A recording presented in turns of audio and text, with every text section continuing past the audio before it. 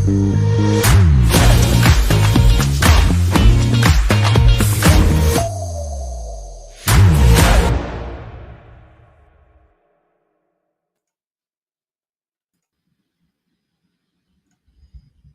here we are. What day is it today? Hello, everyone. Hello, How are you guys Rodolfo. doing? Hi. Hi, Noseman. Yeah, it's Wednesday, isn't it? And Yeah. spring is on its way. Great.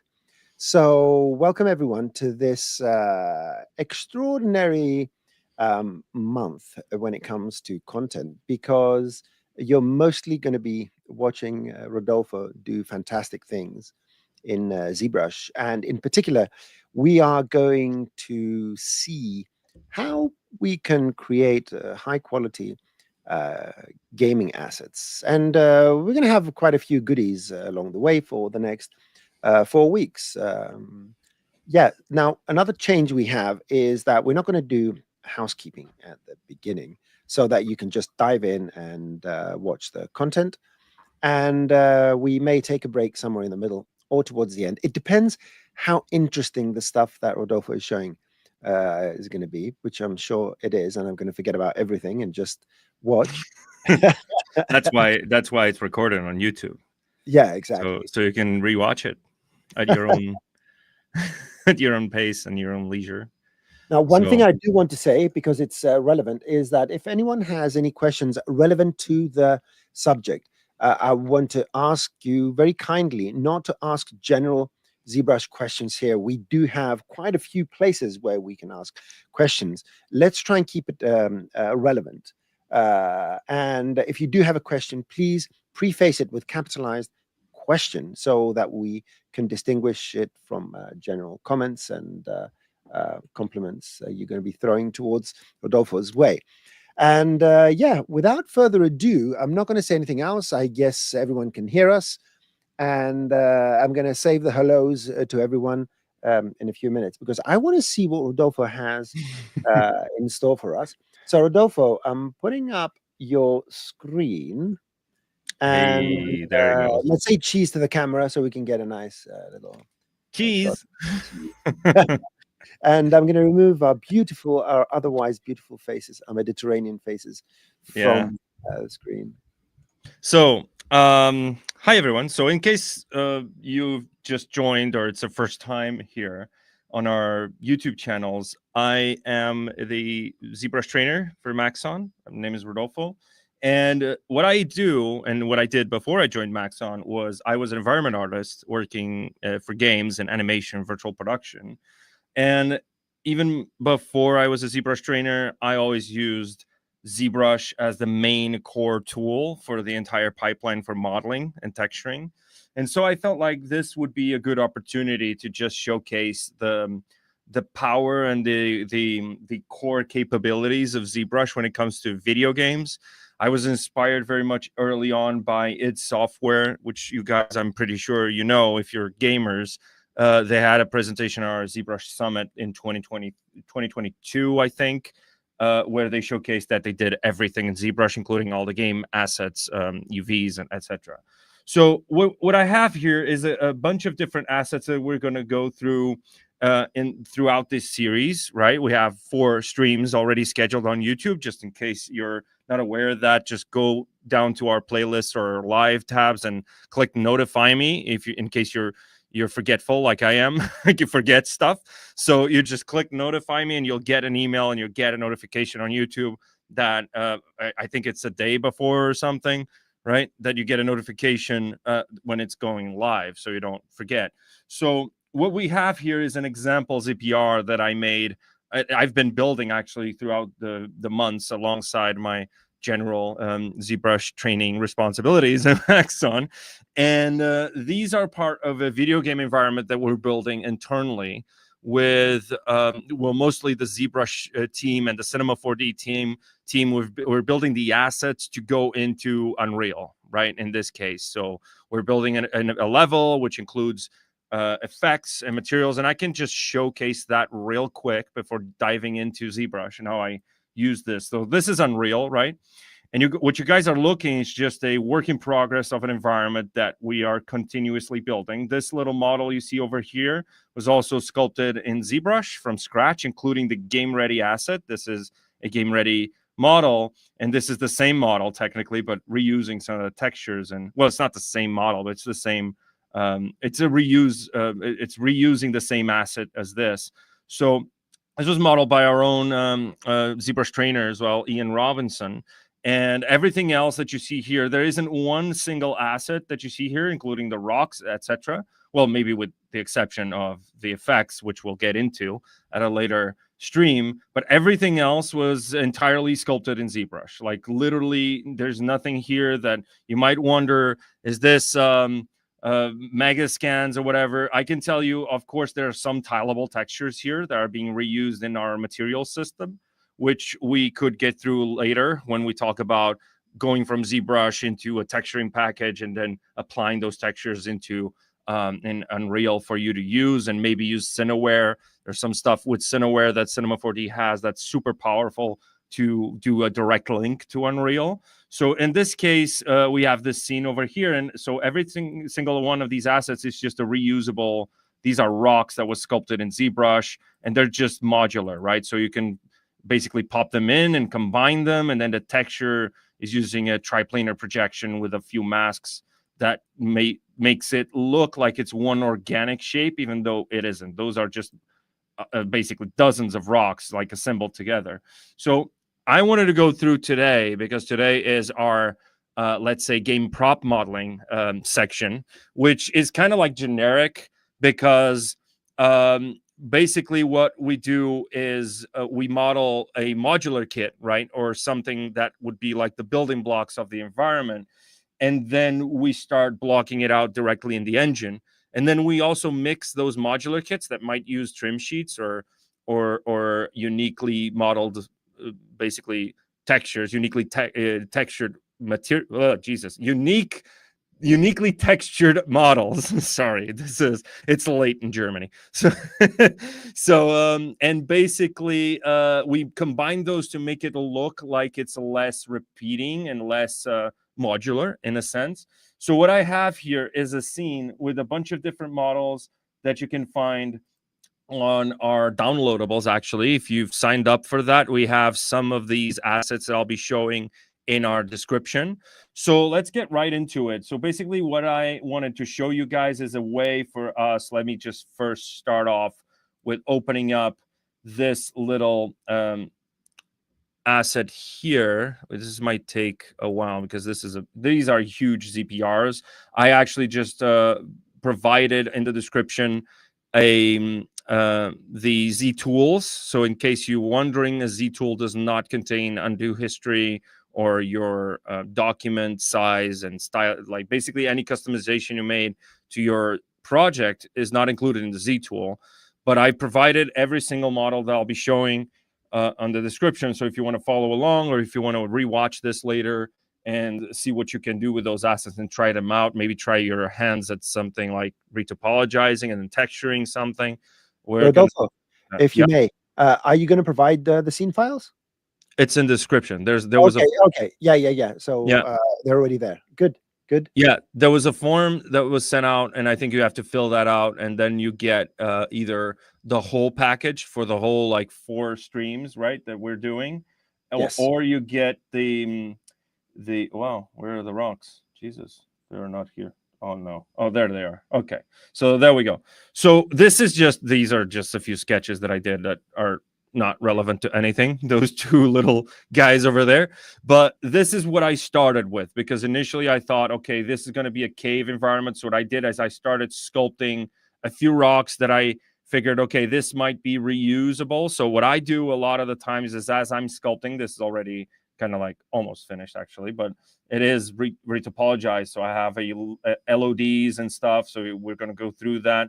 In this case, I have this, and then if I press my array mesh, what I usually do to preview that is that it's not there. Okay. That's fun, because it for some reason deleted this. Okay, so what I usually do is I use array mesh to just block it out and check out how it looks if I just rotate them around and check if the forms look consistent, or if they coexist naturally, if they're just clipping through each other, right? And then just make a bunch of like, just play around with array mesh as I'm sculpting, and then I can turn it on and off and keep sculpting, and in case I just want to preview what it's going to look like. And then just keep in mind that this is going to have an RGB workflow in the texturing, where Unreal will do a lot of the heavy lifting when it comes to like blending those meshes visually, right? But in case you're wondering, in terms of sculpting, this is very useful for you to do, like using array mesh. We're going to touch upon array mesh a lot more next week when we cover texturing and creating tileable textures and trim sheets within ZBrush. And what I then did was I actually have UVs with this. And this is something that is very common. There's a common question that comes in constantly on my side, like how you don't do UVs in ZBrush or whatever. I do. Obviously, there's other applications for that, and there's a ton of them actually nowadays. But in this case, ZBrush, in my experience, is just the fastest one at the moment, where you just have one click and you can just get a UVs basically automatically, and they're pretty good for what they are. And then obviously what you need to do is, if you're packing multiple objects together, then you use a dedicated UV editor, whatever. But in this case, since these rocks are huge, right, they're big, they're not going to fit our textile density, so it's irrelevant if they're packed together or not, as long as they're unfolded and maximize the maximum amount of space that we have on our UV layout, let's say our UV editor. So in this case, I'm just going to start by showing you a little bit of that. So let's say I have this is sculpted. There's no UVs at the moment. There is, but let's forget about that for the sake of this example. So what I want to do to create UVs over here is I want to ZBrush this. But first, I'm going to hold Control and tap that undo history. And what that's going to do is going to create this undo history marker over there. And this is basically kind of like a morph target, right? It's storing that information of the mesh. So ZBrush remembers the state of the mesh at that point in history. So what this means is that I can go over here under geometry and start ZBrushing this. Let's do a same, keep groups. Maybe I want to smooth them a little bit. So keep groups going to look at those polygroups, which I created by using the slice curve brush. So actually, let me do that from scratch. So it's one polygroup. So I can go over here and slice curve brush and just start slicing. And you're going to get a perfect edge loop around that. Obviously, there's triangulation happening because ZBrush doesn't like n-gons, basically. So you're slicing the mesh to the overall location where you want your seams to be, or your edge loop. So in this case, I can go maybe like this. And in this case, I think it's going to work because this top part has some ups and downs or whatever. We could also just Control W by masking, but we can do this. So there you go. So the top section is basically one single polygroup. I can turn off line so you guys can see. That is not really what we want. So I can just isolate that polygroup and then go under my polygroups palette over here and click auto groups. And now we have two separate polygroups for that. So I can go over here and then just isolate that. I'm sorry about that. The memory is, I have Unreal running in the background. So Control W, and there we go. Now we have three polygroups. And what UV Master, I'm thinking about UV Master. What UV Master is going to do is it's going to cut this one, this shell, and those other two shells are going to be retained, basically separate. So what I need to do before any of that is I want this to be this is 5.5 million polygons at the moment. For UV Master to be fast, you want to make sure you're working with a fairly low polygon count. You can do this, but it's going to take forever, and we're on stream. So we don't want to do that. So what I managed to do is I can actually go over here with turn off adaptive size down to 0, keep groups 0.1, ZBrush that. And it's going to try to retain that edge loop that I just created by slicing in the ZBrush. So you could easily get away with, if it's a rock, obviously, you could get away with a ZBrush mesh as your game ready mesh, but basically that is not, especially if you're doing like specific shapes in your organic shapes, if it's not like a generic boulder or something. You can see this rock as a very characteristic design or shape language, let's say. So you may want to make sure that you either retopologize by hand, or that you do something like this, and then if it's organic, you can then decimate, run a decimation master, and then keep UV. So in this case, it's already done. You can see that now it's 130,000. So I can even go by half, and it's smoothing, and so you can see it's basically polishing the surface, which is losing that detail, but it's okay because we tagged that undo history. And if we didn't, because I went back and forth, so I think I lost that undo history, but we can go back and control tap that. So I can just go back to this point, control tap that, and then go back to the present, back to the future. There you go. So now I can keep z-remeshing this until you get to a certain point. And what I'm going to do before I run UV master is I'm going to project back those details from that undo marker. I just close Unreal because this my laptop is annoying. Like the fans are going like crazy. So there you go. So now that I have this, I'm going to go into my UV. Actually, before that, I'm going to go into Subtool, Project, and I want to turn off color. There's no polypaint information, so we can just project history. It's going to project back that detail. Obviously, we don't have the amount of geometry needed to capture all the detail, but at least the overall shape is there. So I can now go into UV master polygroups. So it's going to look at those polygroups to create the shells. And then I might have symmetry, it doesn't matter. And I could just unwrap this. And now if it's going to unwrap, so now it's 3 shells, and you can see, whoa, 10 islands. Wow, that's crazy. Okay, let me just go like this, and W, Control W, and do that, Control W. And let's see, why is it giving me 10 islands? That's insane. 10 islands. Okay, doesn't matter. Okay, so we have this, right? Doesn't matter. It's probably like some weird geometry that we have floating around that I forgot to delete or whatever. But in any case, you're going to get your islands. And then once you do that, you can just Control D and then go over here and project history. Control D, project history. And Control D again, project history. Rodolfo, and before we Rodolfo? have UVs. Rodolfo? Yeah. Yeah. You broke up for a second. Can you Oh. back up just 10 seconds and repeat what you were saying about, I think, UVs? So what I said is that what we're going to do, I don't know where was I cut off. It was just a little glitch. The general concept, I think our viewers understood. It just glitched out for a few seconds. Yeah. Yeah.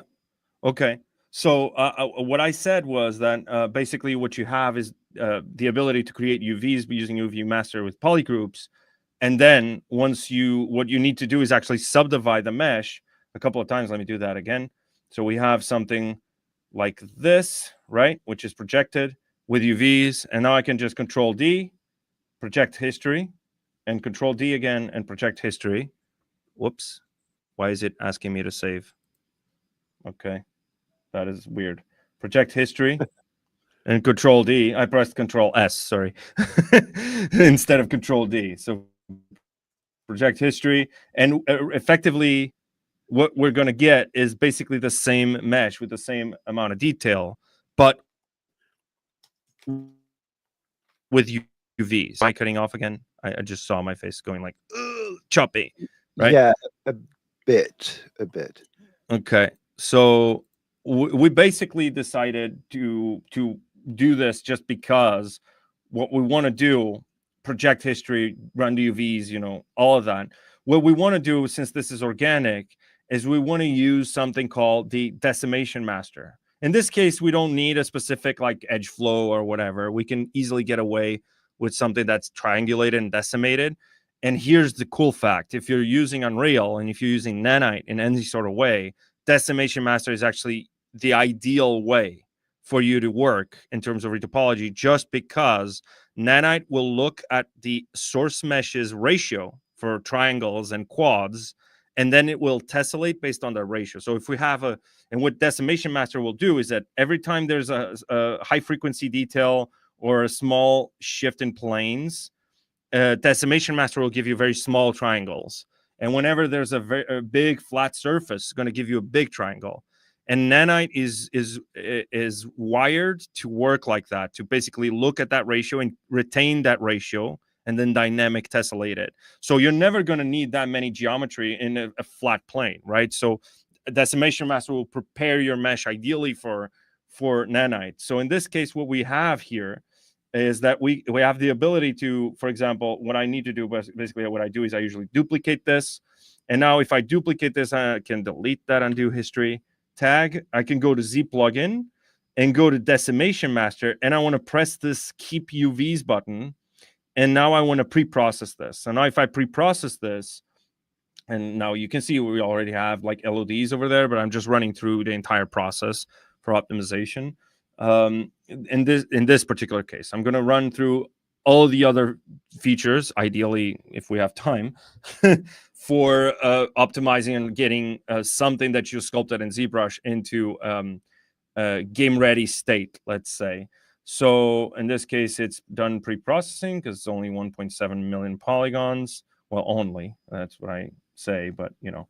So if we go over here now, and let's say I want to do a nanite mesh. So I need something that's triangulated, that's decimated, but it doesn't really matter if it's like 300,000 or a million. So what I can get away with is maybe I want 1 million polygons.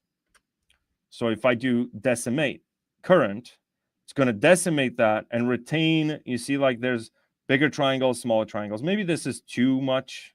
So we can get away with going over here. You don't need to pre-process again. You only need to do that once, as long as you don't change the name of your subtool. So we could go over here. Maybe let's do 100,000. 100,000 is more than enough for a nanite mesh. And you can see there's big triangles over here where it's a little flatter, and where there's a lot of detail, there's small triangles, right? And this is ideal for something like nanite. This is already a very high density mesh, even unless it's like the focus of your scene. So here's the cool thing. This is your nanite mesh. So if I want to do something with this in Unreal, I can just duplicate that one, and I'm going to call this nanite. Nanite. So this is our nanite mesh, and this subtool is the one that I'm actually decimating. So now if I want an LOD system, something that you would use with your LOD groups or whatever, you can auto-generate them in the engine, but it's never really as accurate as you'd want. Sometimes the popping is just crazy bad in game engines if you do automatic LODs. But in this case, we're going to look at this silhouette. And this is the most important thing for LODs, is that silhouette, right? Because the texture is going to be the same, just MIPed based on the pixel to texture pixel ratio. So what we need to do is make sure, okay, this is going to be seen from this distance, sort of. And now what I'm going to do is I'm going to go to Z plugin, and I'm going to say, okay, I want 10,000 polygons for the LOD 0. So I'm going to decimate current. So silhouette is the same. That's nice, looks nice. So I'm going to do Shift S just to take a screenshot or a screen grab, let's say. And I'm going to go here. And what I'm going to do is actually decimate this to like half, right? So I'm going to do that. And now you can see that the silhouette remains almost the same. I can even rotate it around, and you can see it retained its shape. And I can change back and forth between the original subtool and that duplicate. That's why I retained that original subtool, just to check if the silhouette matches, and it matches perfectly. So we could actually get away with this being our LOD 0. So we can just duplicate that one and call this LOD 0. And you can see where I'm going with this, right? I don't need to do the entire thing, but let's say we're doing our LOD 4. So if we go LOD 4 might be, I don't know, 500, so 0.5. Decimate current. Uh-oh, this is not the correct one. Sorry, this is the correct one. So we want to do 0.5, sorry. Decimate current. And there we go. This is horrible. Doesn't work. Doesn't work because there's the weird geometry over there. See that? That is where the weird geometry was, over there, which is poop. But whatever. So let's forget about that right now because it doesn't really matter. We should have cleaned that We could have just isolated the mesh and then deleted that. But what we need to do right now is go over, let's try 1000, for example. Let's do decimate. All right, so this would be, obviously it's not the same silhouette, but if I do this at a distance, like that distance, and then look at over here, and I switch back and forth between the subtools, you barely notice any difference. So this LOD, which would be our lowest LOD, would be so far away that you wouldn't even notice that the silhouette is a bit different. Well, maybe you notice a little bit from this angle, but again, if this is like really far away, like that, and then you have multiple of these objects around, so you're not really gonna notice that popping as much. So this is sort of like my LOD method when I'm creating something that's organic, if it's hard surface or if it has the need for a clean topology, specifically a specific edge flow or something that obviously you don't want to do decimation master. You want to go over and do something that's a little more manual. So Control N to clear that canvas, and I'm going to roll this one back till we get to that place over here. There we go. This is still decimated. There we go.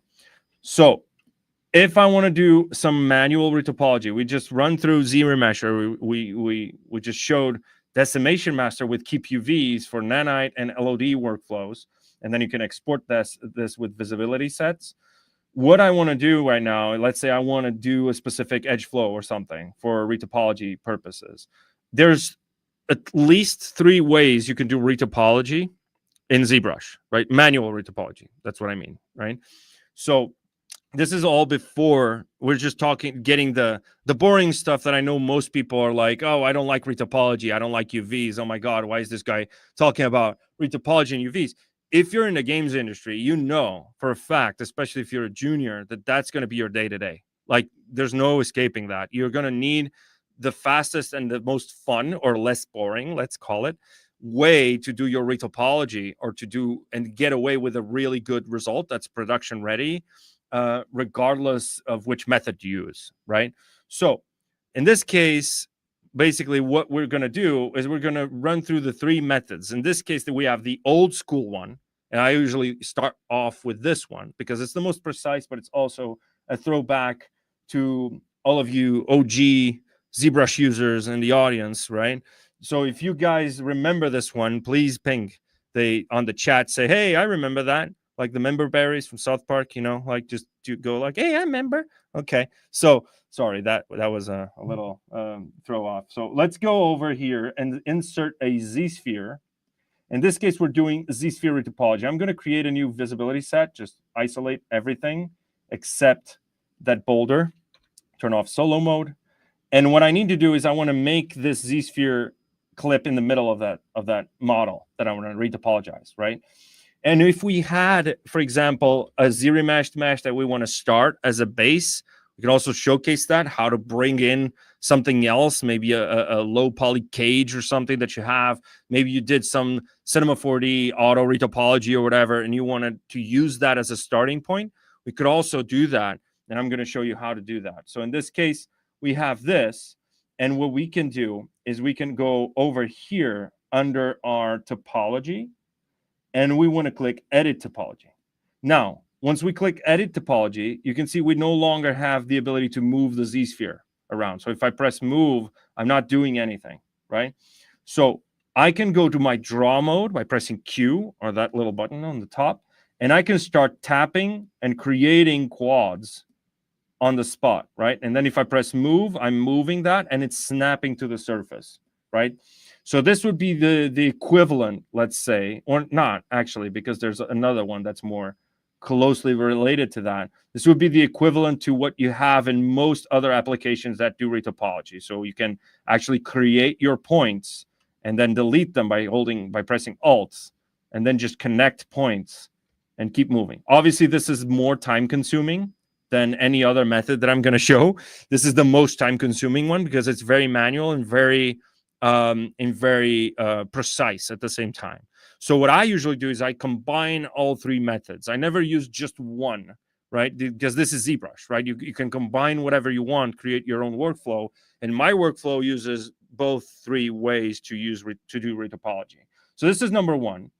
But let's say that I want to do something a little faster, where I just need to get the basic, like the overall loops, right? So let's say I want to do like a loop from top to bottom, and then I want to start modeling from there, right? And maybe I want to capture this loop over here. So what I'm going to use actually is I'm going to go to that model. I'm going to make it my active model. Let's solo this out. And I want to go to BTP. Oh, not BTP, sorry. BTO, right, not TP.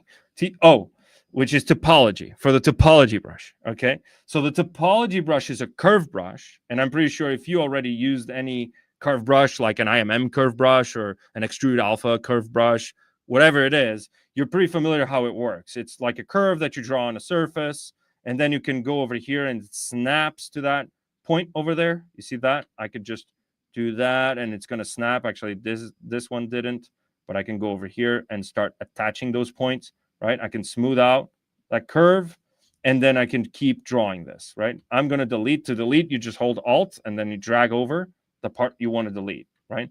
So in this case, I'm going to do that edge flow. I'm going to go like this, and then just draw that major line over there. And then I want to do, I don't know, let's do that, and let's do this, going over that geometry, and you can see that curve is snapping to the surface.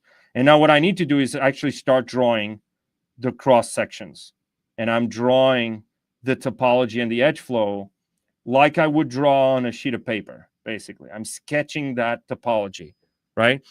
So I can just go and to clean up these extra strokes around it, I can just press and hold Alt and then just drag outside. It's going to clean up any other curve that is not generating geometry, let's say, right? So if I press A, which is, it's not working. Okay, not A, sorry. I'm confusing the one with the Z-spheres. So if I tap the surface, it's going to give me that geometry, which has some thickness. Now, this might be something you want. Maybe you're building a character. You want to make some quick eyebrows. You can just sketch the topology and just tap it, and you have a thick highbrow. So something stylized or something, or like a belt. You can draw a belt or draw some straps on a character's hand, like, you know, those fist wraps, like when you're boxing or something. So this could be something that's used for that. But in this case, we want flat polygons. So in this case, I need to reduce my draw size to 1. And now if I tap, I'm going to get that geometry, and you can't see because it's clipping through, but it is unmasked. So what I need to do is actually split that. So if I go over here to split unmasked under subtool, it's now its own separate subtool, and we have that geometry. Now you can see if I worked a little bit more on this, we could start getting like the major loops. So let's say this is actually all the major loops that we have around the top, around the bottom, and then have like major curves and edge flows around here, but not everything. I never do, but this is me, right? I never do the whole retopology with just the topology brush, because it can get pretty crazy if you're doing this curve mode kind of method all the way through until the end. But in this case, let's say this is our model, right, that we have. Let's say, imagine you have like the whole edge flow. And if I want to combine this or any other method with the Z-sphere retopology technique, for example, I can go over here and let me just clone that subtool. So now what I have is that little strap as a separate tool, and I can come here to my Z-sphere, which we previously used for that other method, right?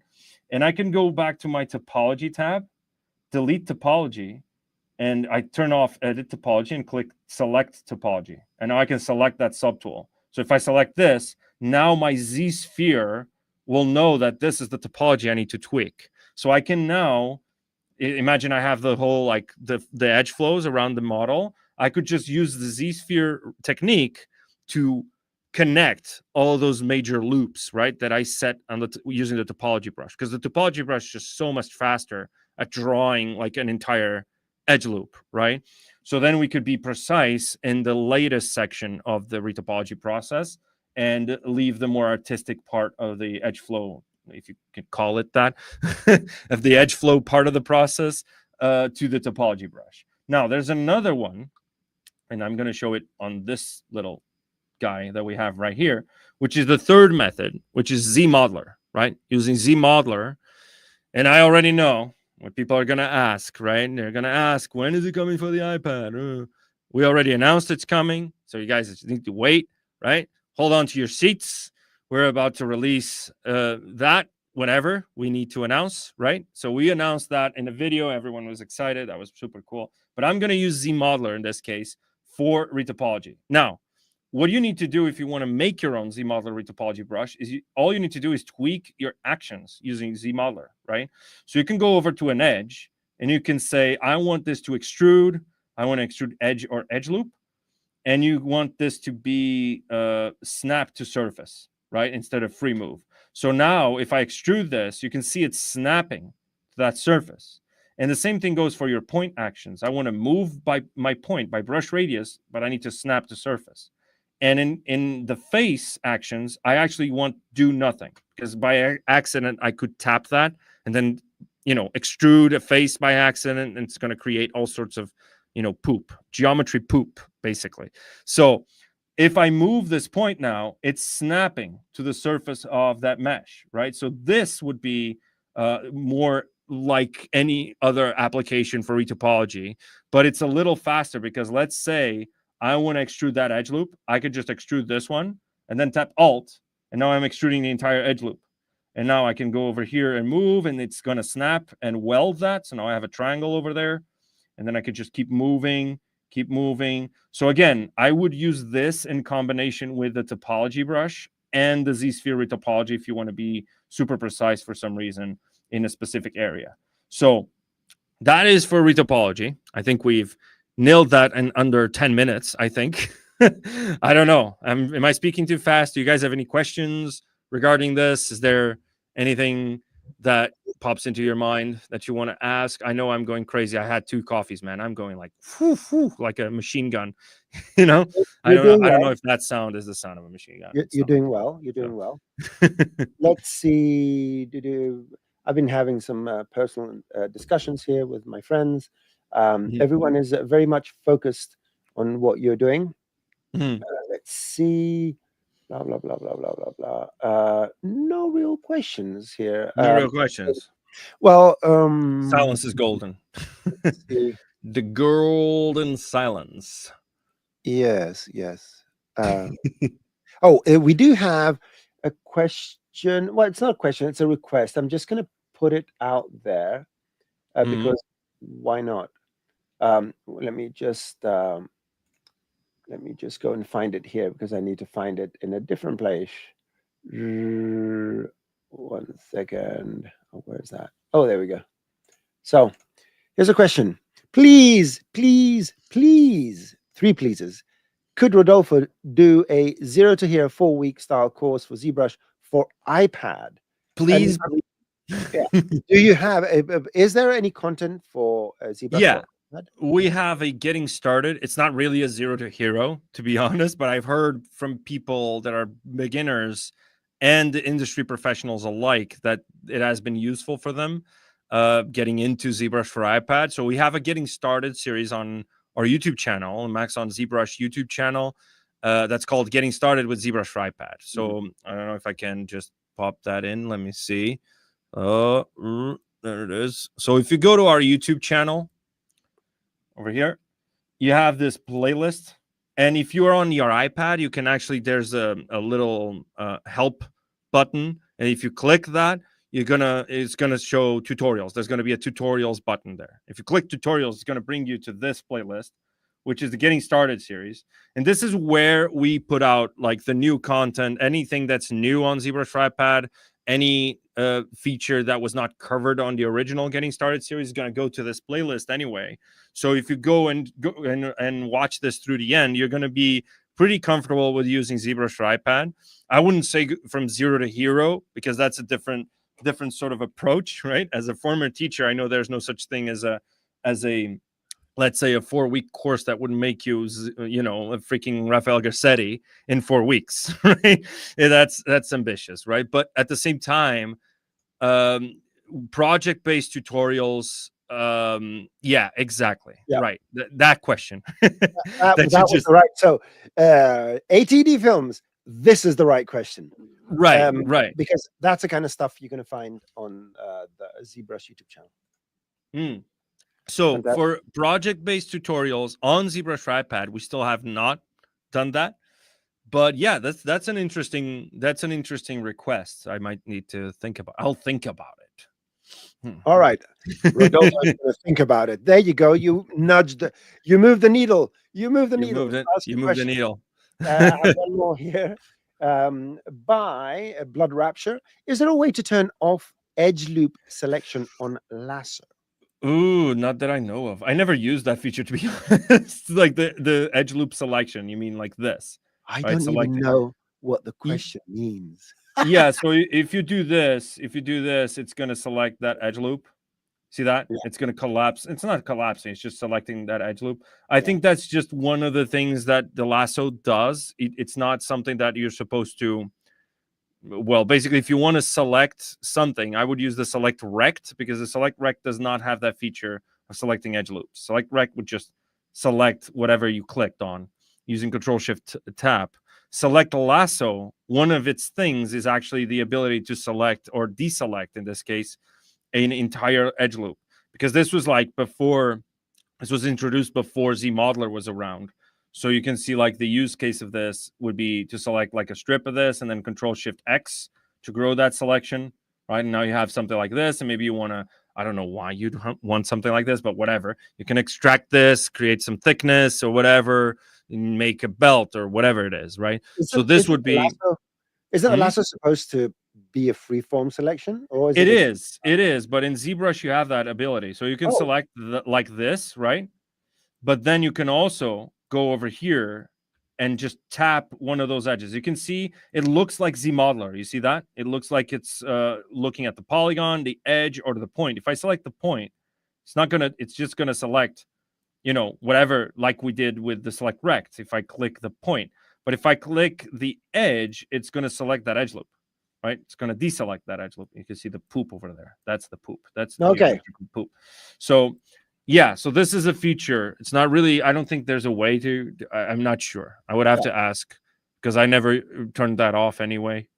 The edging feature gets in the way sometimes. Yeah, I understand that. But you could also just go over here to select rect, and then instead of using a rect, you could change this to lasso, and now you have the same ability as the lasso. You can see like that's just how the lasso works, right? So if you go like this, now the select rect works like the select lasso, basically.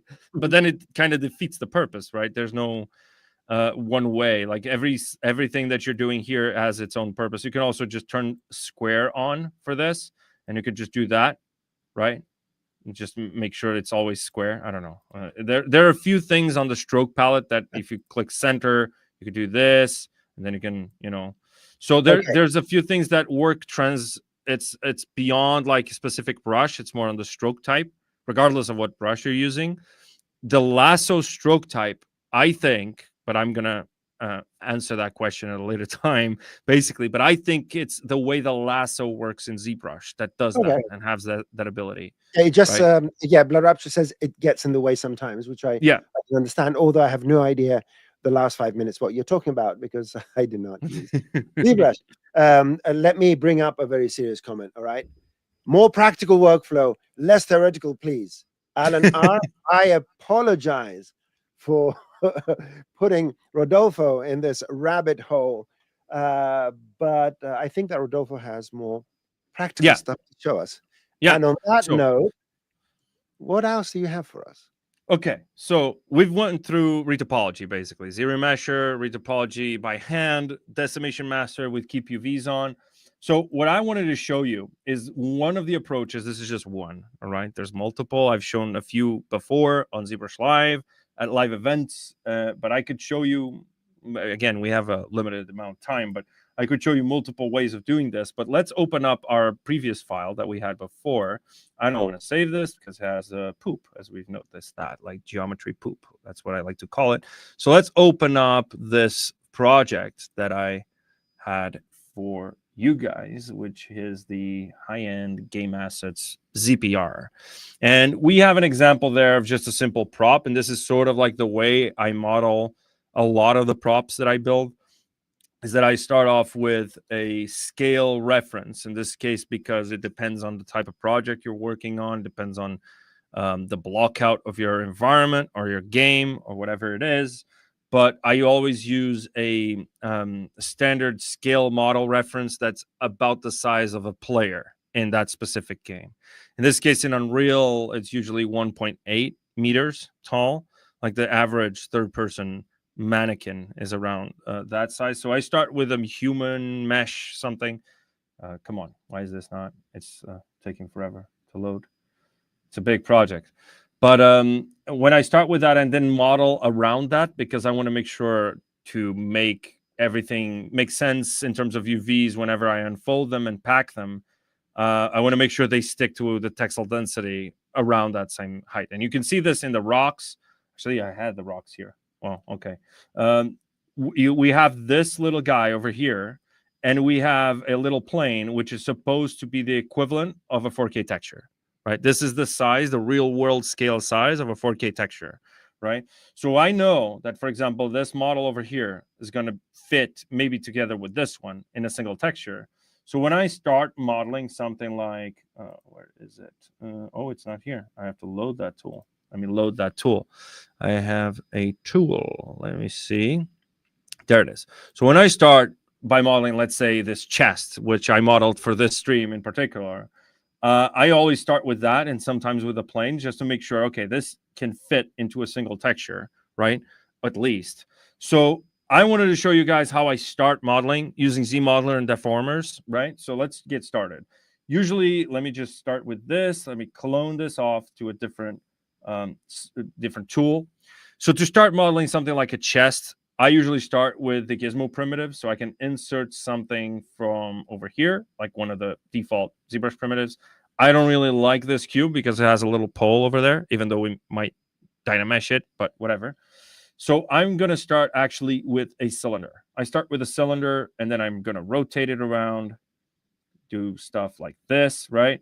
And I can scale it down and up and down. And I don't know if you guys ever use the deformers and ever use this workflow to create primitives, because you can also control and then do this, for example, and start blocking out your meshes. And if you're into characters, not really game environments, this is also something that character artists use, particularly stylized character artists, until the very late stages of the sculpt, to block out the major muscle shapes, muscle groups, right, of your character. So they're using primitives. Like Shane Olson is a very prolific artist that does this all the time. He retains those different, in the single subtool, right, those different primitives, just to make sure they are matching their proportions, right? So I have a cylinder, and what I'm going to do is one of these. We're not going to go over all of the deformers, obviously, because this is insane. I mean, we would have to have a single stream just for this one, which is the project primitive, which is the crazy, all of those cones that you see over there do a different thing, right? But it's super powerful. It's probably one of the most powerful modeling features in ZBrush, and it's underrated. So extender, this is the one I'm going to use. So in this case, with the extender, I'm going to extend this down, but you can see that little blue dot is actually going to tell me the center of the mesh. So I could do like a crazy shape like this, maybe extend it to the side. I could maybe extend it at a corner. So I can do this, for example, and then start extending like this, right? And then change that shape on the fly non-destructively, right? And then it can start modeling like this, right? You don't need to actually box model, extrude here, etc. by hand when you're starting off, right? If you're like me, and before you've met the likes of ZBrush, you always box modeled everything up until like the very end, and then you'd added a little bit of details, and then you bake, right? Then you're used to starting with box modeling, right? But there are ways where you don't need to start with box modeling. So let's go over and start doing that extender again. Let's do this. Let's reset our deformer and go extender. And what I want to do is, because I don't want this top part of the chest to raise, so I'm going to go to this little green cone, which says Y symmetry. And if I push it down, it's basically turning off symmetry into Y. So I can just push it down like that. I can turn off creasing with this yellow cone. And I can raise the resolution into Y by holding that gray cone on the top and just adding those edge loops non-destructively. Actually, I might need to make this sort of the same size as the ones we have on the top, right? So something like this would work. And now I'm going to scale this down because it's too big for that little guy we have there. And maybe this is going to be something like this. This would be like, I don't know. It looks horrible, but whatever. So we can go like this, Control-Shift-Tap, and we're going to split off that. Whoops, a daisy. See that? I need to reset this center and square. And now I want to delete that bottom part. And this is going to be my chest, right? Now, in case you don't know, with your selections, since we're talking about that with our lasso selection brush, if you have something that's hidden, which is not selected, and you're dragging to flip it over, if you hold Control and Shift and press X, it's going to expand, and S, it's going to shrink. So you can expand and shrink while you have something hidden, right? So it's basically going through the selection, growing that selection. So in this case, I think this works. So I'm going to go over to my geometry. I'm trying to use the native menus because what I usually do is I have this, which is my own custom. I work like minimalistic. I work like this, like full screen. Maybe if we turn this off, this is how I work, right? No anything in the UI, right? Sometimes I do have some custom stuff around like this, these brushes over here, but whatever. So if we go over here to our geometry, modify topology, and delete hidden, now we don't have anything over there. And I can go over to my Z modeler and insert and Alt Tap. Oh, by the way, if you want the Z modeler retopology brush, there's one in the light box. Just, because I remembered, because I was just looking at that and I remembered I set Z modeler to be a retopology brush. There's already one that's preset and already done for you. If you go to Z modeler, there's the Z modeler slice, which is kind of like your multi-cut tool, right? And your Z modeler topology, which is basically the same brush with different settings, right? By the way, Rodolfo, Yep. you're blowing people's minds away. Jags, what's up? What's next up? Shortcuts. Yeah. Holy oops. Holy Yeah, Control Shift X. Alan R. This is awesome. That's gonna be the new curse word that we have internally. Only Control Shift X. Yeah. Control Shift X. All right. Holy X. Okay. Keep going. All right. So we have this, and we just deleted that edge loop, right? And what I need to do, I can just close holes right now. So I'm going to go again to Geometry, Modify Topology, close holes. And now we have this, which is, again, we have this issue right over here. So what we can do is we can still use ZModeler with bridge and to just start bridging this as you would in any other application, right? And if you close it now, basically, if you look, I would just still bridge it. It's going to do this, and then you can just delete that edge over there, and it's done, right? So what I want to do to start modeling this, and this is if you're going the ZModeler route, right? If you want to start by box modeling everything and basically go from there. In this case, we're going to show that. So I can go over here, whoops, and go to our QMesh on our ZModeler, and I can start, actually not QMesh, polygroup, flat island, and I'm going to just create a few polygroups that I know I'm going to use. Like this one actually could be a different polygroup. And now, again, with my selection brushes, I'm going to tap that one and that one. And now this is going to be its own polygroup. So Control W to polygroup by masked, which if you don't have a mask, then it's just going to, change the polygroup. There we go. So now we have something like this. And now what we have to do in terms of like ZModeler, this is what I usually work with. You have to go to your dynamic subdivision. Well, you don't have to, but you can.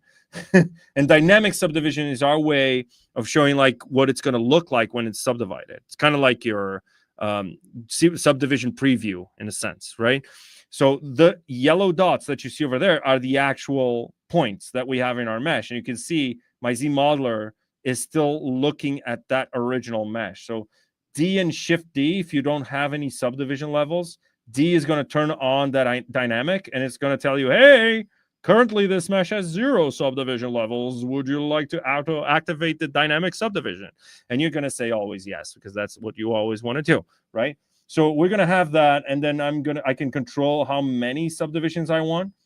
I can control, maybe I want thickness. So we're going to take a look at that later.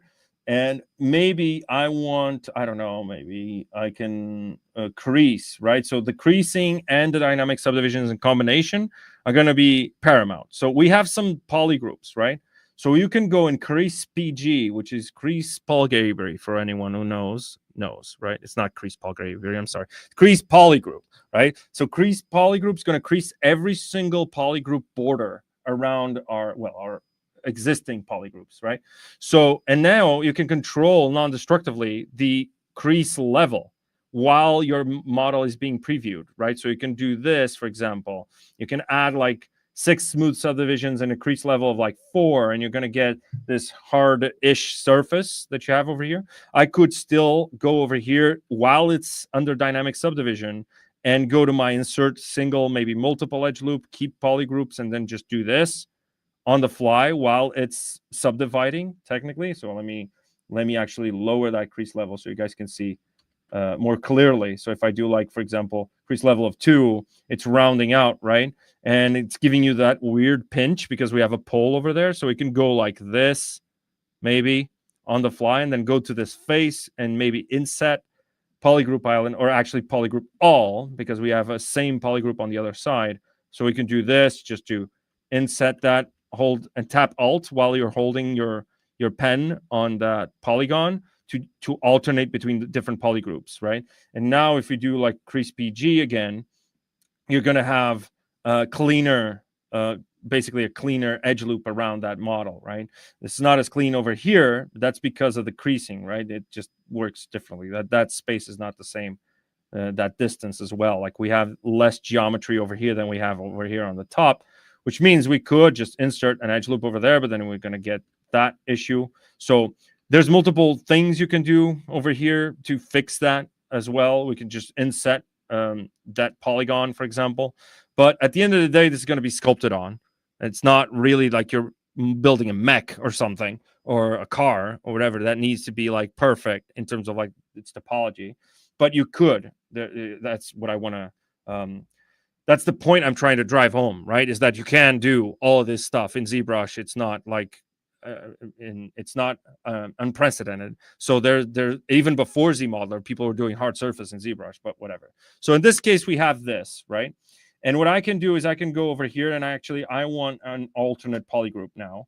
And let me turn off that dynamic subdivision by pressing Shift D. So D and Shift D turns that on and off by default, as long as you don't have any subdivision levels. Because if you have subdivision levels, obviously your D and Shift D are going to go up and down your subdivision levels. So then I'm just going to do this, for example, over here. And I'm going to do this. And I can just tap, and it's going to repeat that, right? So we have, like, you can see where I'm going with this, right? I'm just going to do this. And now we have that same polygroup that you have over here. Whoops. This could be like our frames for that chest, right? So what we need to do actually is, and let me go over here. Actually, that polygroup, I want that polygroup to be part of this one as well. So I want this one to be, let's say, flat island. I wanted this to be one single polygroup. And then I can polygroup by polyloop. So it's going to go around that polyloop. But I want the polyloop within that polygroup. So let's say I want I know this is confusing. So polyloop and polygroup means it's going to go around the polyloop, but just stop whenever it meets a different polygroup, right? So we can go like this, and I'm changing that polygroup, right? So I can go, for example, and borrow this polygroup over here, right? And maybe I want to do this, for example. And I can do maybe that polygroup over there. And I can maybe borrow that polygroup by holding Alt, painting that polygroup, and then letting go of Alt and holding Shift to basically copy that polygroup over there. So now if I do this, it's going to look at that previous polygroup that we had. So this is something I used to tell my students all the time. if you want to know ZBrush like the back of your hand, there's two things that you need to master, by the way. This is regardless of which industries you're working for. It's polygroups and masking, basically. You understand polygroups and you understand masking, you understand 99% of the features in ZBrush, because they, at some point, every feature in ZBrush uses to some extent either polygroups or masking or both, right? To do whatever it's doing. So if you understand that, then that's going to make your life easier. So if I want to do this, right? So I'm going to duplicate this one just because I want that sculptable, let's say, wooden part of that chest over there.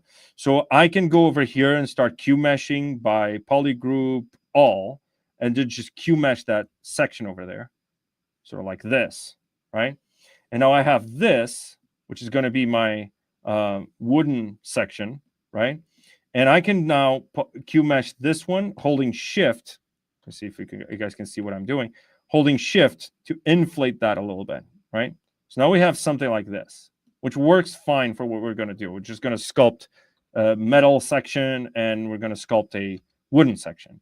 Now, again, I might need to crease this again. So I'm going to go over here to my crease menu, and now I want to crease by angle, 4 to 5 degrees. So any shift in 4 to 5 degree angle is going to get a crease, right? So this would be something maybe that I want to raise my crease level, because it's made of metal. It's supposed to be more hard surface-ish. Well, it's actually is art surface, right? So this would be like our wooden portion, and that would be our metal portion, right?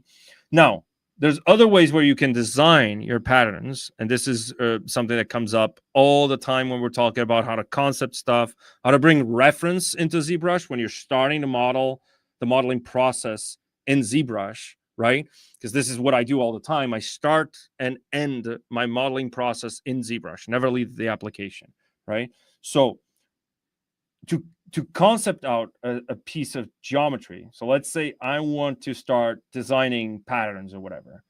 Let me duplicate this again, and I'm going to go in and apply that dynamic subdivision. Sorry for using that hotkey. So now we have the actual subdivision levels. If I apply that, you can see I'm going up and down. Shift D and D now just go up and down our subdivision levels instead of turning on and off dynamic.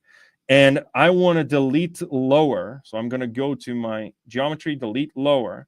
And in this case, I just want to dynamesh this. So I'm going to drag that resolution. This is something that blows everyone's minds because it's been there since forever, but people don't know it's been there. So if I go over my dynamesh under my dynamesh subpalette, right?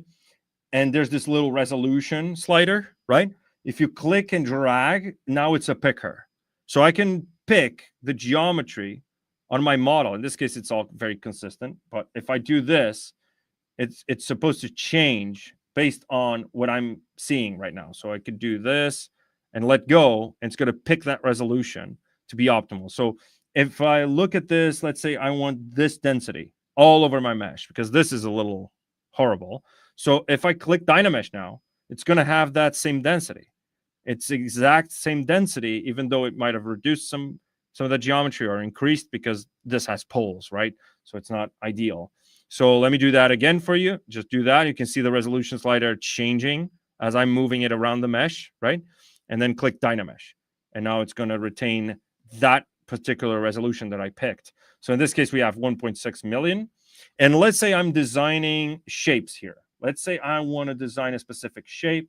I want to, in what you would do traditionally, if you're a ZBrush user from long ago, basically, most people know this technique, which is you design by masking, right? You mask something. Maybe you want to sharpen that out, blur it out, and then sharpen it again. And then you design something like this. This is perfect. Look at that. It's beautiful. Beautiful. So if I go over here now, under my subtool, I can extract that as a mesh. That could be double-sided or single-sided. So I can do that, extract, and now I have a little panel over there. And I can maybe smooth that. Extract. It's non-destructive. It's not applying yet. So I need to actually apply that before moving into anything. So I can change that thickness. I could maybe do like a flat plane. So go put 0 there, extract. So now we have a flat plane over there. This is something people use for cloth, for example, when you're drawing like a shirt on your character's body, and then you just extract that and zero mesh it and you're done, right? So This is something that most people know, but what I want to show is something else. There are multiple ways you can do this, but let's say I'm going to turn on ghost mode and I'm going to go to my mask brushes, and we have stuff like Mesh Extrude Pro, Mesh Project. So Mesh Project, I can draw a mask. Whoops. I can draw a mask like this. And what you're going to get is a mesh that is projected upon that surface, right? With a specific thickness. So in this case, Z intensity will control your thickness. So if I lower that Z intensity and I do the same, it's going to be thin, right? And your draw size, I don't think controls anything in this case. It's just the Z intensity. So that is it. If you want to change that bevel that it does, you can go over to our brush. Let's dock this over here. And under our mask mesh modifiers, if I hold control, because it has to be selected, I can increase the resolution of that mesh. So if I do this, for example, now that is a little denser than that, right? You can see that resolution up and down. Not necessarily this, but you can see it's already dense as well, like way more dense than that. And the bevel, you can also change that bevel, do something like this, then mask this. And now our bevel is very, very small. And you can run a smoothness, which is basically a polish by groups, right? Because it's giving you those polygroups, which could be super useful for something like live booleans. If you're just booleaning something, it's going to give you that polygroup, which then you could use to zero mesh it, right? So we're not even touching hard surface techniques, because this could be used for hard surface. But in this case, I'm just using it to design a shape, for example. So I can go maybe like this. Maybe like this. I don't know. Let me just do some weird designs over here. Oh, it's not working. It doesn't work with the thingy on for some reason. Might look into that. So let me do, I don't know, some weird design over here. And now we have that shape, right? Which we can then mirror, right? So we can go over here. Maybe I want to split this. So I can go split unmasked and go over here and just mirror this. You can mirror and weld. So you can go over here and put this on the center of the grid, which is the center of the chest anyway. And then just go ahead and geometry, modify topology, mirror and weld, right, on the x-axis. And now we have something like this. Like that's, I don't know, it's an ugly design, but whatever, you know what I mean? So you could do like ornaments. You could do like, this could be metal. And then you have like the wooden section showing underneath. Right. And the cool thing is that you can do this with the Mesh Extrude Pro as well. But this is actually going to do something like that. It's going to do a flat surface. Right. But the benefit of this is that you can go with your lasso stroke type. And let's say, let me do this again. So I can do, for example, like a shape like that. And now I can hold this, but then Alt to, whoops, it's not, oh, wow. What is it doing? What the heck? There we go. Okay. For some reason, it gave me another subtool. So if I do this and then do that, but with Alt, it should delete. What the heck? It's just giving me another polygroup. Okay. It's giving me another with a subtractive on. It should just design it, whatever. So, well, basically, if you have live booleans on, I think that's the problem. Okay. Let me go back, do that again. There you go. With live booleans on, it's just going to give you an extra subtool, so it's even less destructive. So if I have actually turn on live booleans and go like this, it's actually subtracting those meshes that we just created. So if we don't have live booleans on, though, we can still keep designing shapes like this. And you can see it rounds out the surface because it is polishing. So if I reduce that smoothness and do that, you can see it's a little sharper, right? And we could start designing our shapes like this as well, right? So there's multiple other features that I could show you just how to design shapes in 3D directly. One of my favorite ones, though, and this is something, I know we're going off tangents here, but one of my favorites is using Spotlight. And I wish we had more time to talk about that, because Spotlight is its own thing, right? It has its own universe for creating reference images and bringing in reference images into ZBrush, right? But just in case you guys are wondering, there are two ways for you to use reference images in ZBrush that might be useful to you, right? Number one is Spotlight. Number two is your draw. So you have like your image planes, let's say, in ZBrush, right? Which are super powerful. And I don't know if we have time to touch on that, but that's a whole different ball game. It's just on a completely different level. So if I go over here, and let me actually go to like Lightbox to Spotlight, and I'm going to bring in my hard surface. Like we have like some Spotlight templates over here that you guys can use. So I'm going to use, let me see, this one maybe. I don't know. This is too sci-fi-ish. So let me just use a more basic shape. Yeah, something like this, right? So what I can do is while I'm in Spotlight mode by pressing Z, I have this little old school dial, and that's how you know I'm old, because I remember these from like being telephones, basically. Like you just go like, and then it goes go back, like you do this, like, and then you type in the number, right? This is how you'd work. And it's the same with Spotlight, right? So Spotlight, every time you press something, and then you have to hold it like on a dial telephone, right? You're just going around that Spotlight. So in this case, I want to design a shape. So I'm going to bring this one. I'm going to actually tap that one to select it, snap that pivot to the center, and you can see it's looking at the mesh as well. So I can go over here, for example, and it's going to look at the mesh center or the mesh mid-edge. I could go and snap that to specific parts of the mesh. In this case, I want it to be in the center, so I can do something like this, for example.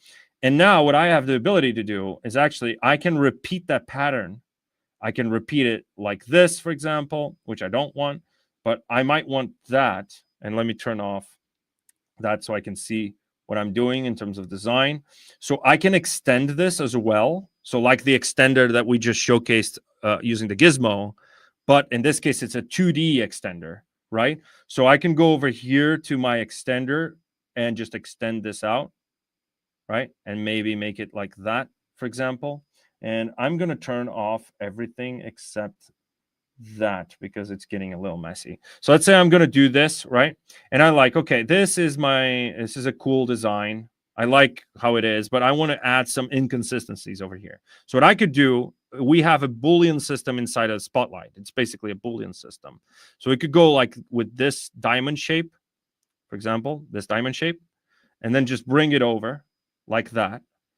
And what I can do is I can start repeating that, for example, like that, right? And then I can scale it up and scale it down. I can extend each one of those like that, and then just drag it up. Let me scale it up like that. And what I can do, because I can also snap this to the image center, and then go over here, and there's a little union button.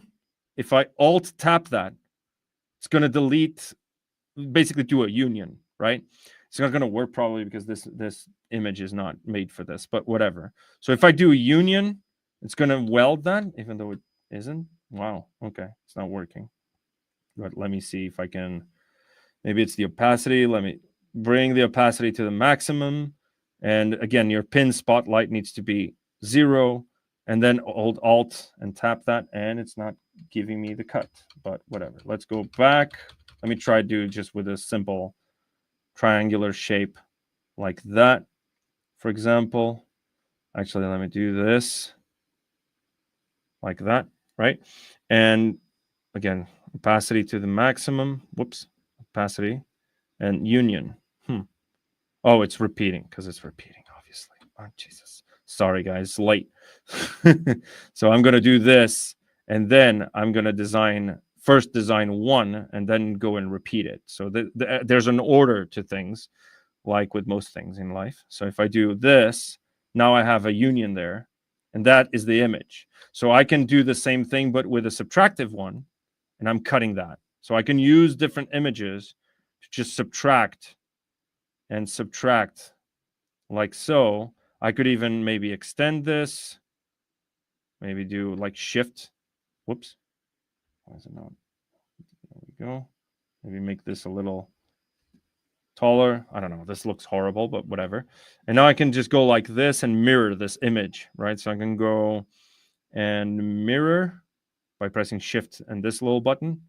And now if we have this, we can hold and click this snapshot 3D, and we have that image. We project it as a mesh, right? So we can do this, and you can see how useful this is if you have reference image, and now you have a 3D model that's based on your reference image, right? Because you can also, if you go to and load any reference image, I don't know if I have any here, but let's look at the texture. Let's see if we have something.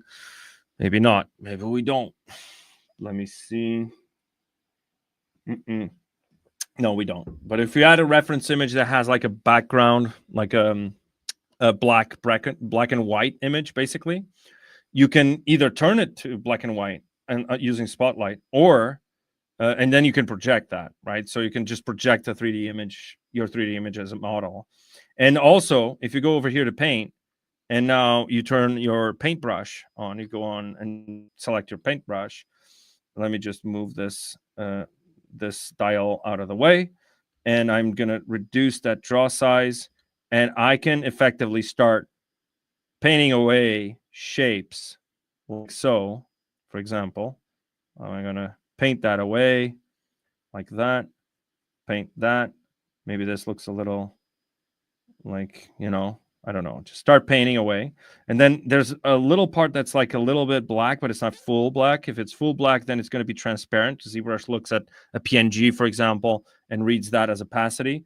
So you hold Control and then you tap that. Let me just tap that with the intensity on, with the paint mode on, actually. And hold Control. What the heck? Okay, there you go. And hold Control and drag, and it's gonna go and basically do a tolerance check. See that? It's basically like an histogram scan in a sense, right? So you're doing this, and then you project, and you're gonna get a mesh that is exactly the shape that you want, right? And then you can just project it on the surface.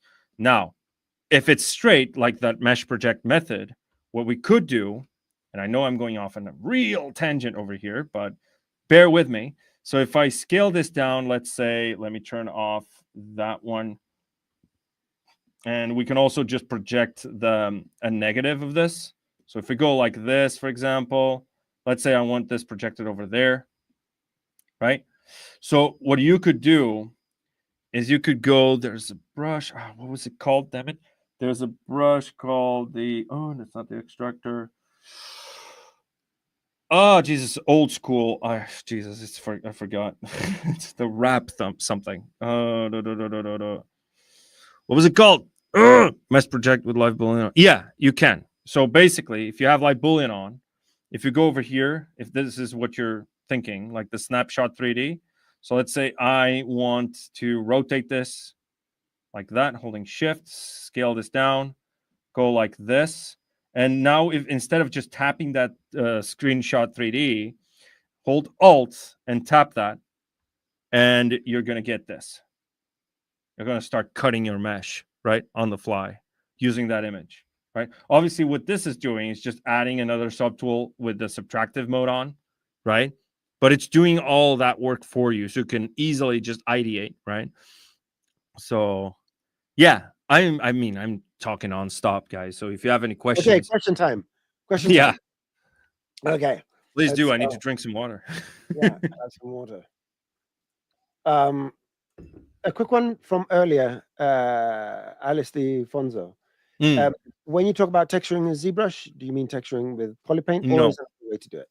So I don't texture in ZBrush. You can polypaint in ZBrush, and I use that for texturing. But when you're talking about texturing, it means making a texture, which means you're painting a 2D texture that's going to unwrap around a 3D model using your UVs.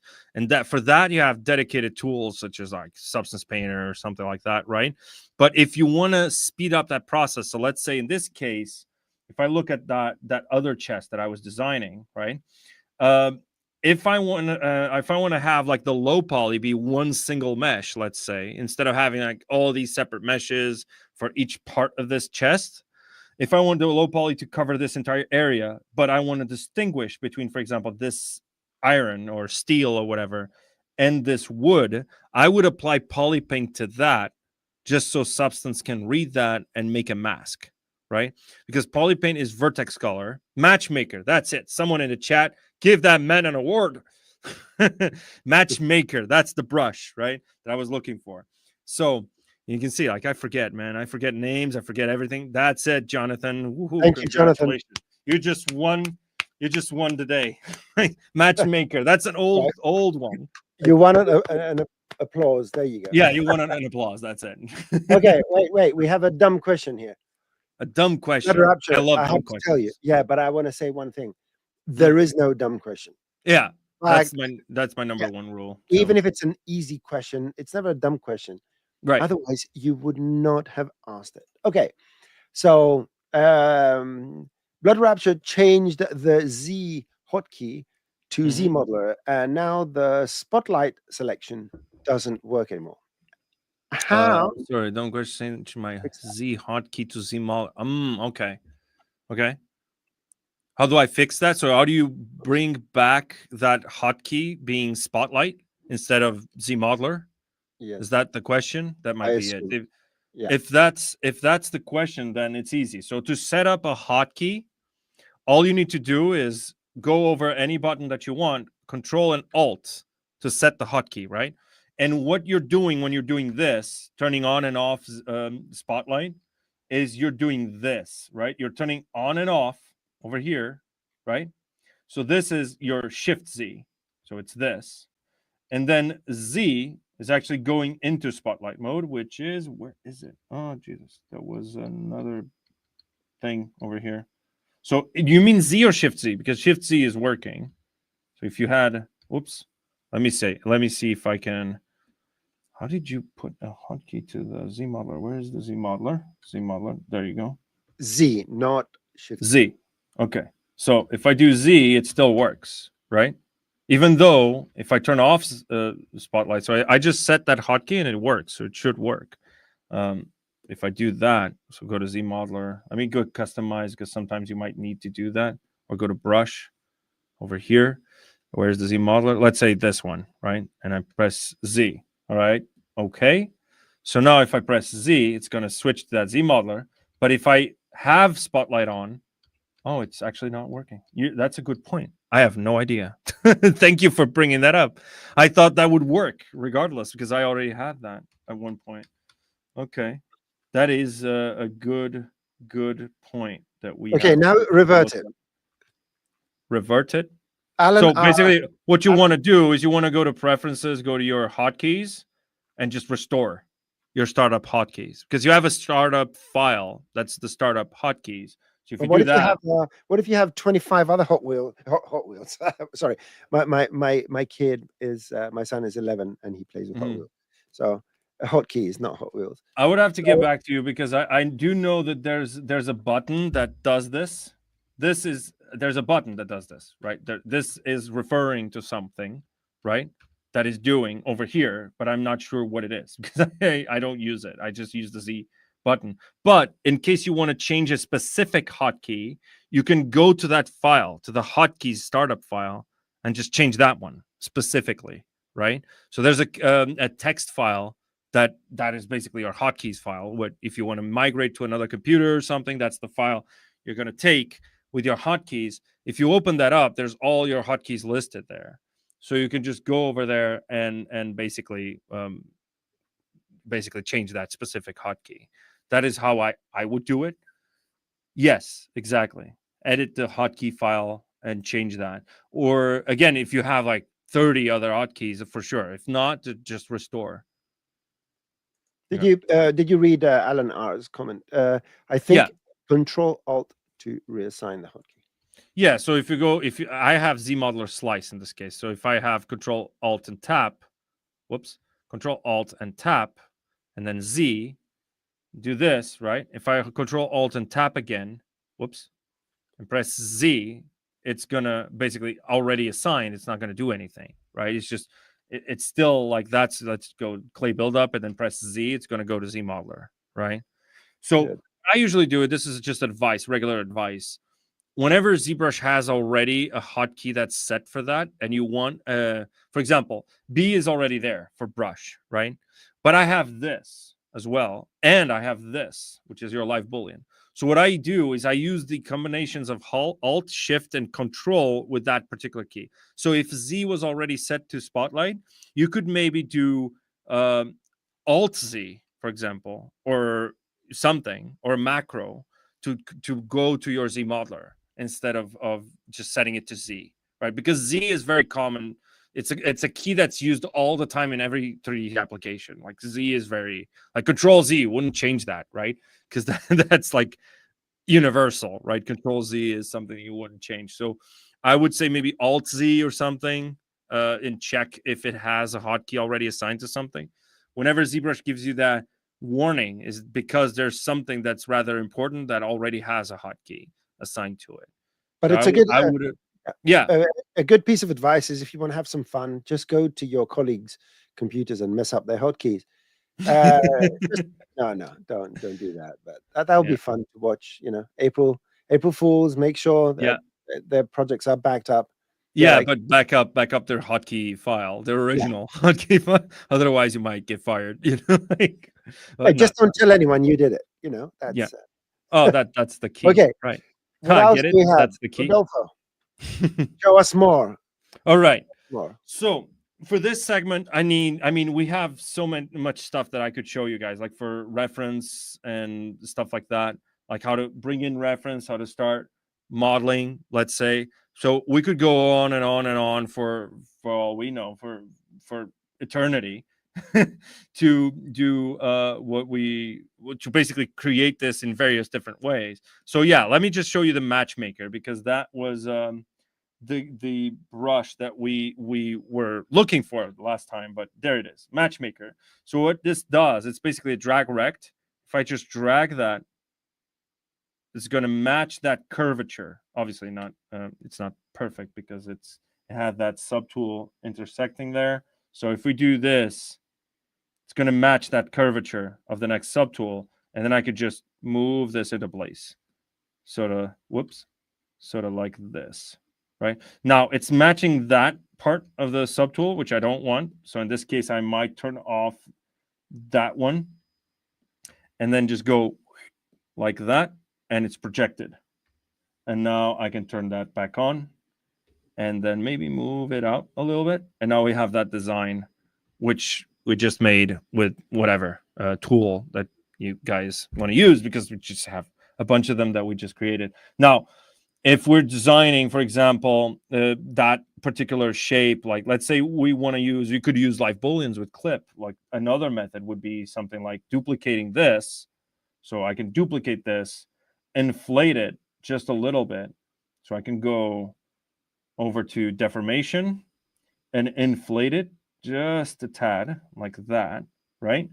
And then go over here, and I want to make sure that I have a start group over there.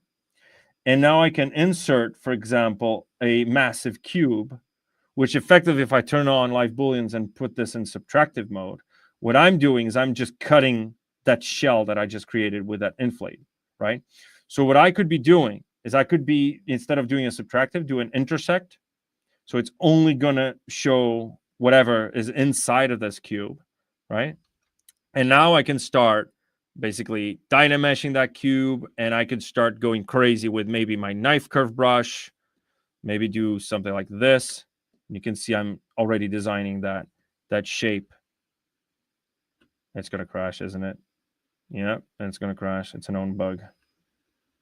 Can you guys hear me? We can hear you. What happened? Okay. Yeah, it's going to crash. This is a known bug. This is the bug that we're aware.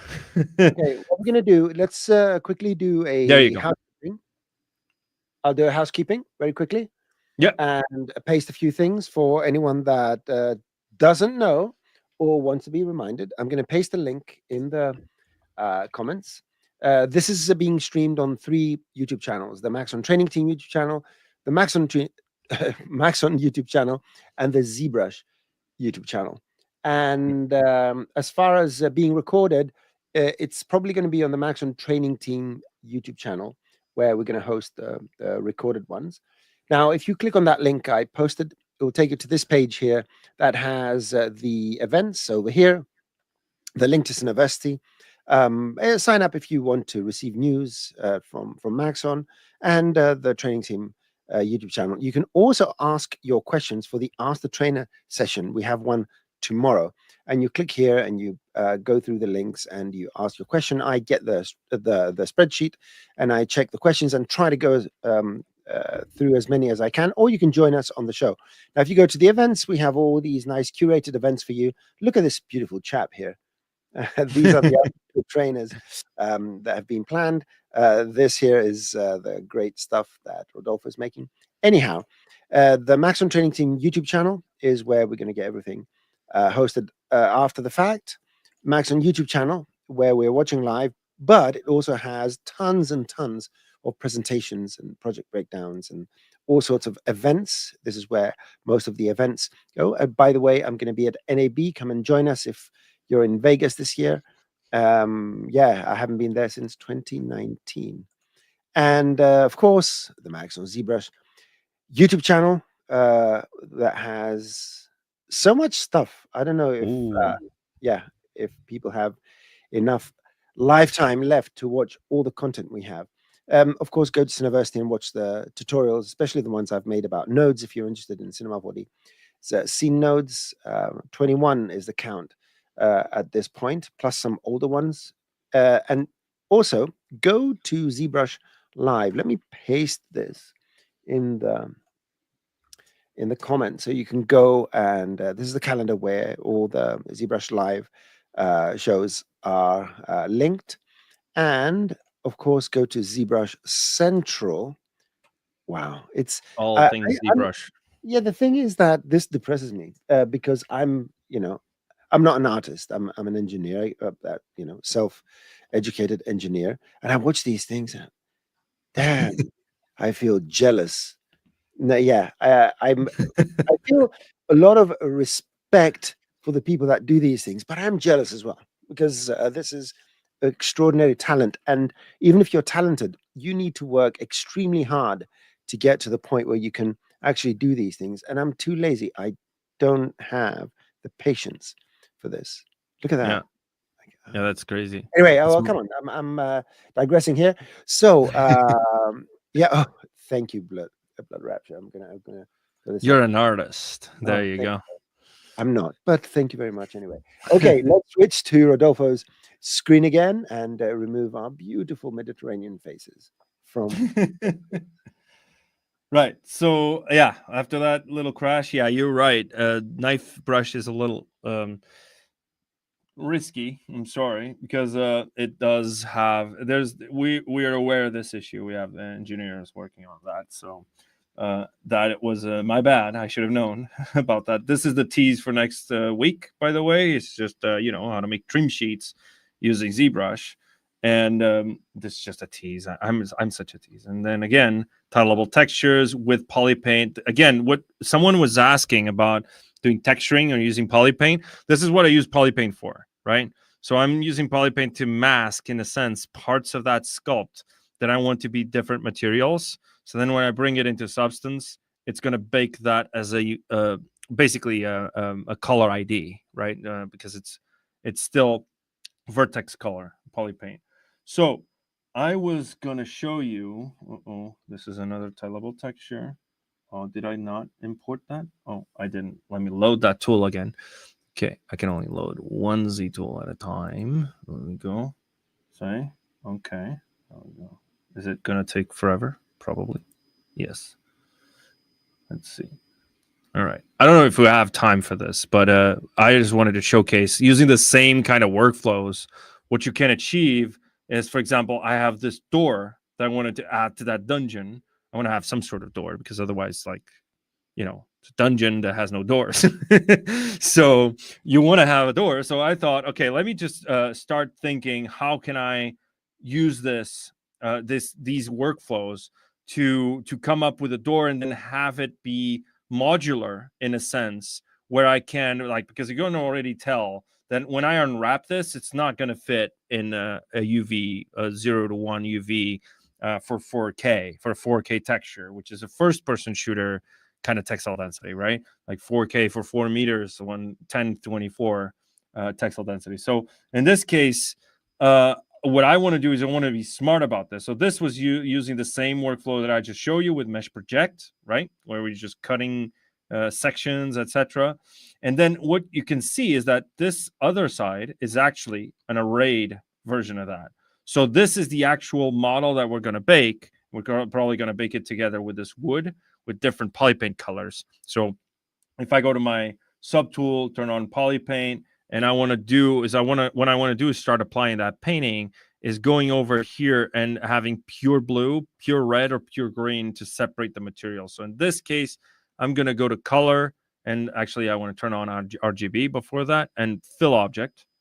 And now if I switch that back to my white color, that has a blue color. So this could be, for example, red color. So I could go over here again, go to my red, whoops, and fill object, right? And now if I go back, switch back to my white, you can see this is always red. Now that is going to be cut. I could just cut that with live Boolean. So I have, this has Booleans. If I, whoops, turn on live Boolean. Why is it not working? It should. Oh, there it is. Okay, this is turned off. There we go. Because it conflicts with the array mesh sometimes, because what array mesh is doing is a rendering thing, right? So, and if you're bullying at the same time that you're arraying, it could not, in the arrayed version of that mesh, it's not going to show properly. But if I turn off array mesh, you can see it's cutting off precisely where it needs to cut off. So once I apply those Booleans, I'm going to get this as a separate mesh, right? This cut off as a separate mesh.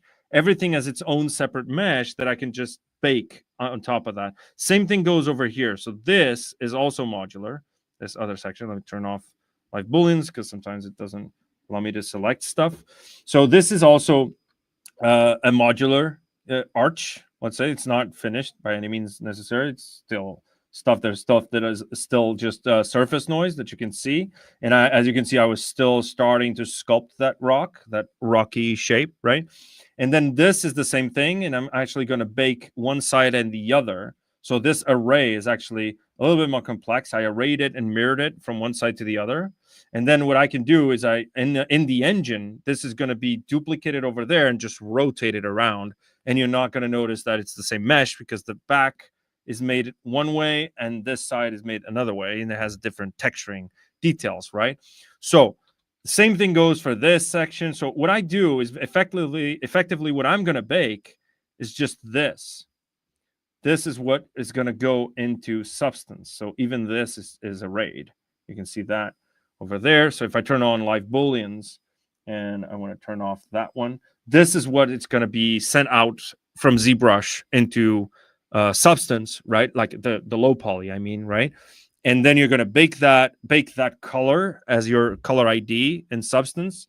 And then you're going to basically do that duplicating that array, let's say array mesh in the engine itself, right? So this is just a way for you to preview what the actual asset is going to look like at the end of the day while you're still working on your modular version of that mesh, right? Because I know that in games, modularity is kind of like everything, right? And how well optimized your environment is related to how modularly do you work, in a sense. So reusing a lot of the assets while and without anyone noticing, basically. So it's kind of like an illusion, right? Game environments is an illusion, right? People think, oh my God, there's so many details. And there are, in some environments, a lot of details, but a lot, and I mean an actual lot of those assets are repeating assets, right? That with tricks, with texturing tricks, with material tricks, with a lot of planning while you're modeling, you can get away with a full environment that's all about like modularity, right?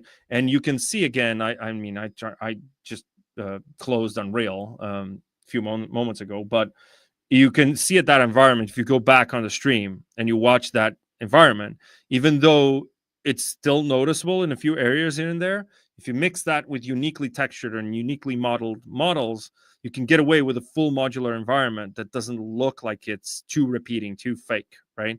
So then it's all about design, right?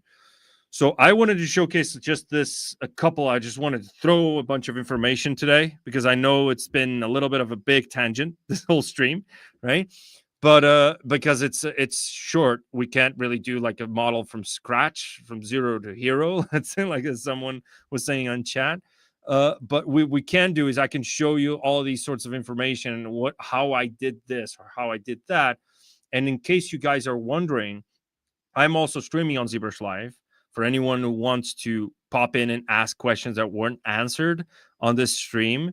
They could just pop in on any of my streams or any of Ian's streams or Paul's streams, because me, Paul, Ian, and Daisuke are back to ZBrush Live to stream regularly.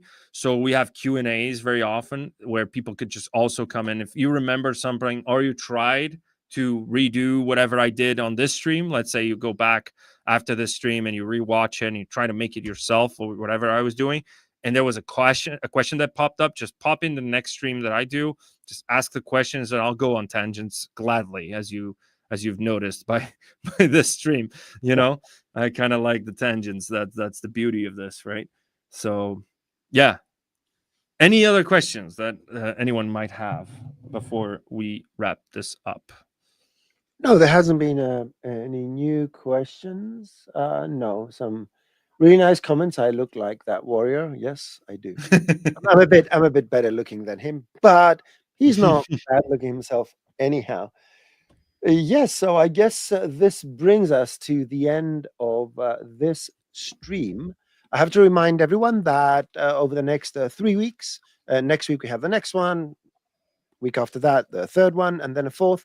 In the fourth one, after all the amazing stuff that Rodolfo is going to show, I'm going to make a little cameo appearance, as if I'm not appearing now. But anyway, I'm going to show a few things we're going to do in Cinema 4D as well, Right. which Rodolfo is then going to use in gaming contexts. And one of them, which is an interesting one, is we're going to create a flipbook texture. Yeah. Inside Cinema 4D using MoGraph. Yeah, that's going to be fun because it's easy to do. And yeah, I think we've got this one wrapped up. Yeah. I'm going to go to the media assets and put on the the end screen. There is a QR code there, which may or may not work, but hey, you can try it if you want to go to this link we had. Thank you very much, everyone, for joining us. See you in a week. If you have any Cinema 4D questions, come tomorrow. Join us at the Ask the Trainer. And Rodolfo, as always, so let me do this. I always like to do this. I'm going to switch around so I can look towards my monitor. Yeah, because we were looking like there we go. That's better. We were mad at each other until now. Yes, thank you so much for sharing your wisdom, and we're looking forward for the rest of the stuff you're going to show. Thank you. Once again, thank you everybody for joining us, and thank you, Rodolfo. Thank you, everyone. All right. See you around. Bye.